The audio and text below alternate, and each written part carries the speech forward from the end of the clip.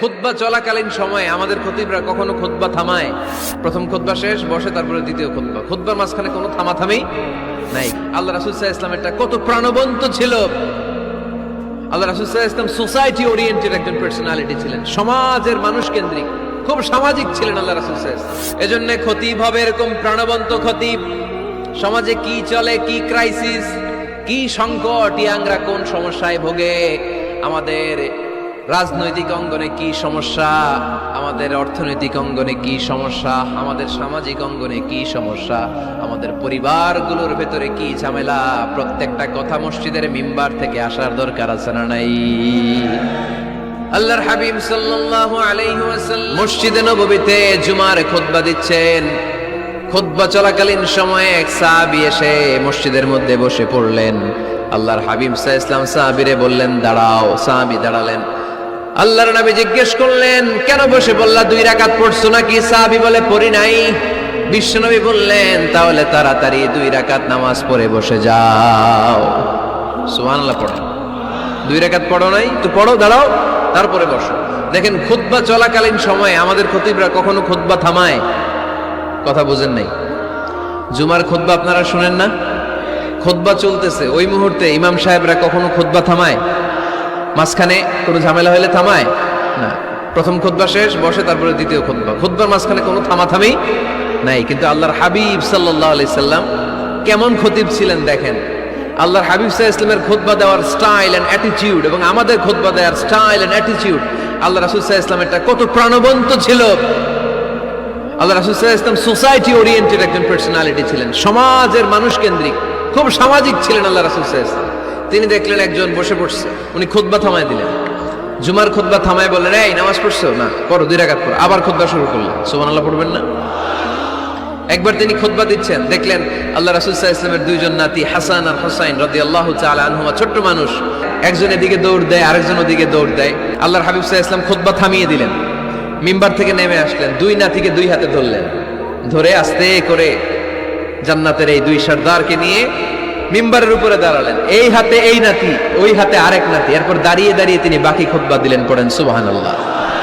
কত প্রাণবন্ত খুতবা। উনিও খুতবা দিতেন, আমরাও খুতবা দেই। আল্লাহর হাবিব সাল্লাল্লাহু আলাইহি ওয়াসাল্লাম খুতবা দিচ্ছেন।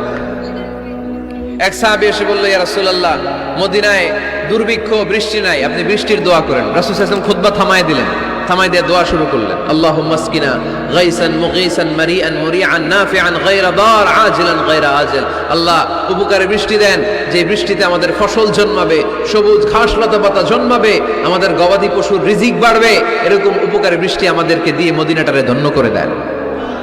বৃষ্টি শুরু হলো।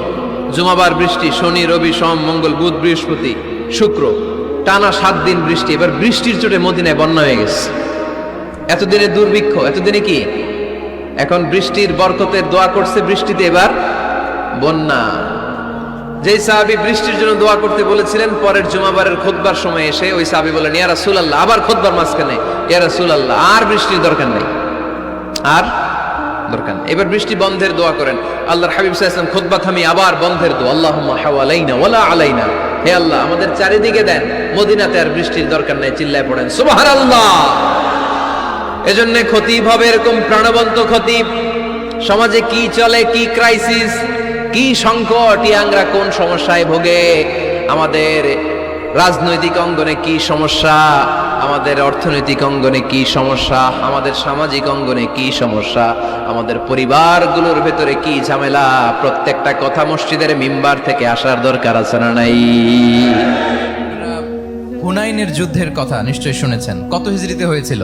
8ম হিজরি। তার মানে মক্কা বিজয়ের ইমিডিয়েট পরেই, কয়েক সপ্তাহ পরেই তো হুনাইনের যুদ্ধ হয়েছিল। তো এই হুনাইনের যুদ্ধে অনেক ওয়ার বুটিজ মুসলমানদের করতলগত হয়েছিল, মানে অনেক গানিমাত, অনেক সম্পদ ওনারা যুদ্ধ শেষে যুদ্ধলব্ধ সম্পদ হিসেবে পেয়েছিলেন। 24,000 উট, প্রায় 40,000 ভেড়া, এত পরিমাণ গানিমত যখন রাসূল সাল্লাল্লাহু আলাইহি ওয়াসাল্লাম পেলেন, তিনি এগুলো বন্টন করতে শুরু করলেন। কিন্তু রাসূল সাল্লাল্লাহু আলাইহি ওয়াসাল্লাম তিনি বন্টন করতে যেয়ে আনসারী সাহাবীদেরকে, অর্থাৎ মদিনার যে সাহাবারা, তাদেরকে কিছুই দিলেন না, বরং তিনি মক্কার সাহাবাদেরকে দিলেন, অন্যান্য গোত্রের লোকদেরকে দিলেন, আশেপাশের সবাইকে দিলেন, কিন্তু দিলেন না কাদেরকে? আনসারী সাহাবীদেরকে। ফলে এত বিশাল ওয়ার বুটিজ, এর মধ্যে থেকে কিছুই আনসারীরা পেল না, ওনাদের মধ্যে ক্ষোভের জন্ম নিল। ক্ষোভ থেকে ওনারা সমালোচনা করতে আরম্ভ করলেন আল্লাহ রাসূল সাল্লাল্লাহু আলাইহি ওয়াসাল্লামের, এবং সমালোচনা করতে করতে এটা এমন পর্যায়ে চলে গেল, এক পর্যায়ে তারা বলতে আরম্ভ করলো যে আমরা ওনার জন্য জান দিলাম, জীবন দিলাম, আজকে উনি এত সম্পদ পেয়ে সব নিজ এলাকার লোকদের মাঝে বন্টন করে দিল, এটা কি ঠিক করলো উনি? আল্লাহ তাআলা আল্লাহর নবীকে ক্ষমা করুক। মানে কেমন যেন রাসূল একটা ভুল করে ফেলছেন, রাসূল সাল্লাল্লাহু আলাইহি ওয়াসাল্লাম ওনাদেরকে দিতে বাধ্য ছিলেন, এটা যেহেতু দেন নাই, আল্লাহ তার রাসূলকে ক্ষমা করুক, এরকম একটা কথা তারা বলে ফেলতেন। এটা তো অনেক বড় কথা। আল্লাহ রাসূল সাল্লাল্লাহু আলাইহি ওয়া আলিহি ওয়াসাল্লাম যখন এই কথা শুনলেন, তখন তিনি আনসারী সাহাবীদেরকে জড়ো করে একটা গেট টুগেদার করে এমন ইমোশনালি ওনাদেরকে কাবু করলেন, ইমোশনাল ইন্টেলিজেন্স ইউজ করলেন। এখানে তারা এসেছিল ক্ষোভ নিয়ে, অসন্তোষ নিয়ে, পরে সবাই কান্না করে রাসূল সাল্লাল্লাহু আলাইহি ওয়াসাল্লামের কাছে ক্ষমা চেয়ে সেই মজলিস থেকে উঠতে বাধ্য হয়েছে। তিনি সবাইকে ডেকে বললেন, ইয়া মা'আশারাল আনসার আলাম আতিকুম দুল্লালান ফাহাদাকুমুল্লাহ ওয়া আলাতান ফাআগনাকুমুল্লাহ ওয়া আ'দাআন ফাআল্লাফাল্লাহু বাইনা কুলুবিকুম। চমৎকার চমৎকার এক্সপ্রেশন যে ওহে আনসাররা, আমি কি তোমাদেরকে পথভ্রষ্ট পাইনি, পথহারা পাইনি? আমার ওসিলায় তোমরা হেদায়েতের দেখা পেয়েছো। আমি কি তোমাদেরকে নিঃস্ব পাইনি? আমার ওসিলায় তোমরা সমৃদ্ধ হয়েছে, সম্পদশালী হয়েছে।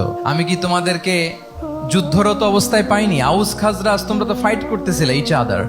আমি যে তোমাদের মধ্যে সম্প্রীতি আর ভালোবাসার মেলবন্ধনে তোমাদেরকে একত্রিত করে দিলাম। আওয়াজাতুম ফি আনফুসিকুম ফি নমুসলিমদেরকে এগুলো দিয়ে তাদের হৃদয়টাকে ইসলামের প্রতি আরো অ্যাট্রাক্টেড করতেছিলাম, আর তোমাদেরকে তোমাদের ইসলামের উপরই আমি ছেড়ে দিয়েছি। আমি জানি আমার আনসাররা তাদের হৃদয়ে যে ইসলাম আছে এটাই তাদের জন্য যথেষ্ট। আমা তারদাউনা আইয়াযহাবান নাসু বিশ-শাতি ওয়াল বাঈর ওয়া তারজিউনা বিরাসূলিল্লাহি ফি রিহালিকুম।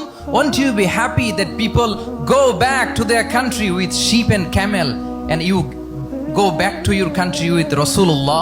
আল্লাহু আকবার। তোমরা কি এতে খুশি হবে না মানুষ উট আর ভেড়া নিয়ে তাদের এলাকায় ফিরবে, আর তোমরা আল্লাহর রাসূলকে নিয়ে তোমাদের এলাকায় ফিরবে? এরকম একটার পর একটা ইমোশনালি রাসূল সাল্লাল্লাহু আলাইহি ওয়াসাল্লাম যখন আনসার সাহাবীদেরকে কাবু করতে লাগলেন, ওনারা এমন ভাবে কান্নার রোল জুড়ে দিল, এমন ভাবে অনুতপ্ত হলো, কাঁদতে শুরু করলো। পরে এরা বলতে আরম্ভ করলো, আমি তো দুই একটা বাক্য বললাম, লম্বা চূড়া মন মাতানো বক্তব্য, হৃদয় স্পর্শী বক্তব্য। তারা বললো, ইয়া রাসূলুল্লাহ, আমরা শুধু আপনাকে পেয়েই খুশি। রাসূল সাল্লাল্লাহু আলাইহি ওয়াসাল্লাম বলেন, গোটা বিশ্বের মানুষ যদি এই পথ ধরে আর আনসারীরা যদি এই পথ ধরে, আমি এই পথ ছেড়ে দিয়ে আনসারীদের পথে হাঁটবো। আল্লাহ তুমি আনসারদের ক্ষমা করো, তাদের সন্তানদের ক্ষমা করো, তাদের নাতিদেরকে ক্ষমা করো। এভাবে মর্মস্পর্শী বক্তব্য যখন ইমোশনাল ইন্টেলিজেন্স দিয়ে যখন রাসূল সাল্লাল্লাহু আলাইহি ওয়াসাল্লাম বললেন, সব আনসারী সাহাবারা কাঁদতে আরম্ভ করলেন। সবাই ফাবাকাল কওমু হাত্তা আখদালু লুহাহুম, তাদের প্রত্যেকের দাড়ি ভিজে গেল, এমন কান্না জুড়ে দিল। আল্লাহু আকবার। তাহলে এটা ছিল রাসূল সাল্লাল্লাহু আলাইহি ওয়াসাল্লামের বক্তব্যের মাধ্যমে শ্রোতাদের মাঝখানে প্রভাব সৃষ্টি করার ক্ষমতা। চিন্তা করতে পারেন, হৃদয় কেঁপে ওঠে না এই কথা শুনলে? Won't you be happy people go back to their home with sheep and camel and you take the messenger of Allah with you?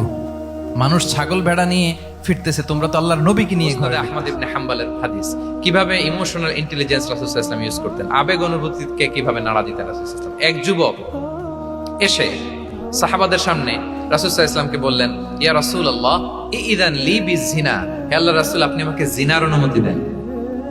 নাউযুবিল্লাহ। কিসের? জিনার, মানে ব্যভিচারের অনুমতি দেন, ব্যভিচার বা জিনার অনুমতি দেন। আশেপাশের সাহাবারা তো রেগে মেগে আগুন। ফাআকবালাল কওমু আলাইহি ফাজাজারু, সবাই তাকে দৌড়ে ধরতে গেল আর ধমকাতে লাগলো, ছি ছি ছি, মা মা। আমরা যেটা বাংলায় বলি ছি ছি, আরবিতে ওনারা কি বলে? মা মা, ছি ছি। কি বলো তুমি? লজ্জা শরমের মাথা খেয়ে তুমি রাসূলুল্লাহর দরবারে এসে বলতেছে, হে আল্লাহর রাসূল, আপনি জিনার অনুমতি দেন। যে রাসূল আল্লাহর পক্ষ থেকে বাণী শোনায়, ওয়ালা তাকরাবুজ জিনা, তোমরা ব্যভিচারের নিকটবর্তীও হয়ো না, আর তুমি সেই নবীর কাছে এসে আবদার করতেছো জিনার অনুমতি দেন। তারা যখন তেরে আসলো এই যুবকের দিকে, রাসূল সাল্লাল্লাহু আলাইহি ওয়াসাল্লাম তাদেরকে থামালেন, বললেন যে তোমরা থামো, যুবককে ডেকে আনো আমার কাছে। যুবককে নিয়ে আসা হলো। রাসূল সাল্লাল্লাহু আলাইহি ওয়াসাল্লাম তাকে পরম আদরে কাছে টেনে নিলেন। এবার তাকে জিজ্ঞেস করলেন, তুমি জিনার অনুমতি চাও না? বলে যে ইয়া রাসূলুল্লাহ, জি জিনার অনুমতি চাই। তখন রাসূল সাল্লাল্লাহু আলাইহি ওয়াসাল্লাম বললেন, তুমি আমাকে উত্তর দাও তো, তুমি বলো তো যে আতুহিব্বুহু লি উম্মিক, তুমি কি পছন্দ করবে যে কোনো পরপুরুষ তোমার মায়ের সাথে এই জিনাটা করুক? তোমার এটা ভালো লাগবে? সে বলে, লা ইয়া রাসূলুল্লাহ, না, কখনো না, আমার মায়ের সাথে কেউ এই পাপাচারে লিপ্ত হবে, এটা কোনো মানুষ মেনে নিবে না। আমি কেন, কেউ মেনে নিবে না।